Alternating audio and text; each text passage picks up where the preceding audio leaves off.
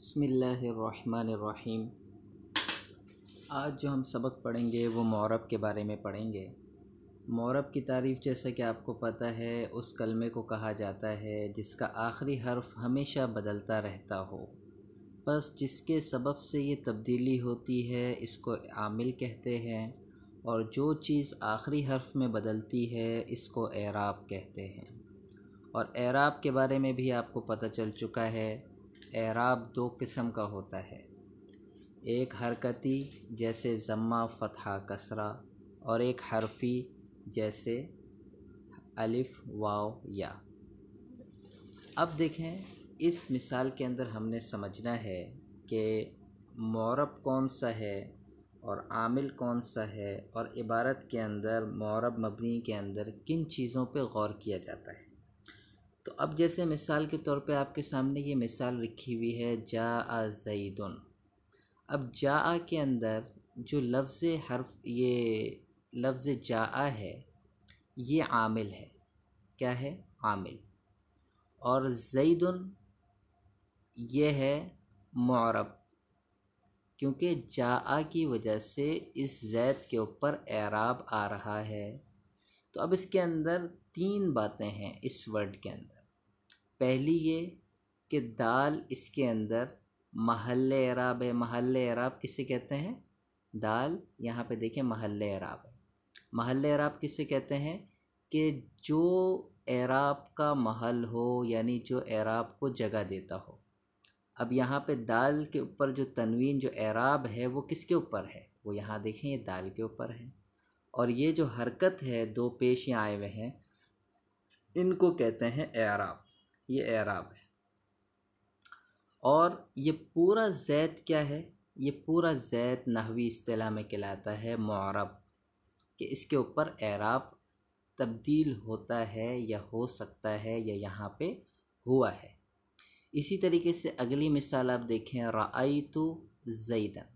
रअयतु यहाँ पे फ़ेल है, ये देखें, ये फ़ेल है रअयतु।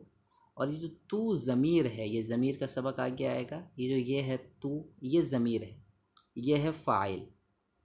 और इसके बाद जो ज़ैद है, यहाँ पे भी तीन बातें हैं। पहली चीज़ कि ये पूरा जो लफ्ज़ ज़ैद है ये मुअरब है। और दूसरी चीज़ इसके अंदर है एराब, वो है ये दो ज़बर। और तीसरी चीज़ है महल्ले एराब, जो कि आपको पता है कि अभी पीछे बता दिया गया कि जो एराब का महल होता है, जगह होती है, उसको महल्ले एराब कहते हैं। तो यहाँ पे दो ज़बर का महल कौन है, कहाँ पे ये वाक़े हुए हुए? दाल पे हुए हुए, इसलिए इनको महल्ले एराब कहते हैं।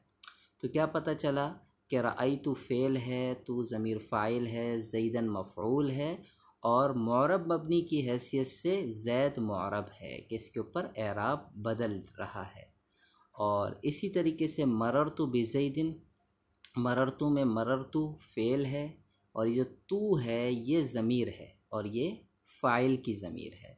और बिज़ैदिन के अंदर बा हर्फ़ जर भी है और आमिल भी है, क्योंकि ये आमिल की बहस आप आगे पढ़ेंगे कि कुछ ऐसे अवामिल होते हैं जिनके आने की वजह से कलाम का एंड बदलता रहता है। तो यहाँ पे बा जो है ये आमिल है, और ज़ैदिन के अंदर ज़ैद पूरा मुअरब है, दाल यहाँ पे महल्ले एराब है, और ये जो दो ज़ेर हैं ये एराब हैं।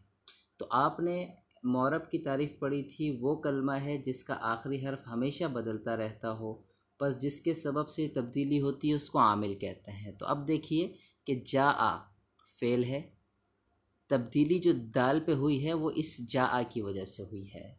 और रअयतु ज़ैदन, दन के ऊपर, ज़ैद के ऊपर जो दो ज़बर आए हैं, पीछे दो पेश थे, यहाँ दो ज़बर आ गए, ये जो तब्दीली हुई है ये रअयतु फ़ेल की वजह से हुई है।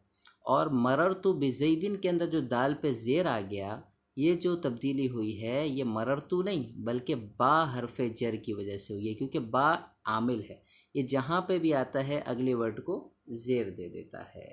तो ये आज का सबक है, और इंशाअल्लाह वक्तन फ़वक्तन आइंदा जितने भी असबाक होंगे वो सारे आपको रिकॉर्डिंग करके मैं सेंड करूँगा। जज़ाकल्लाह, अस्सलाम वालेकुम।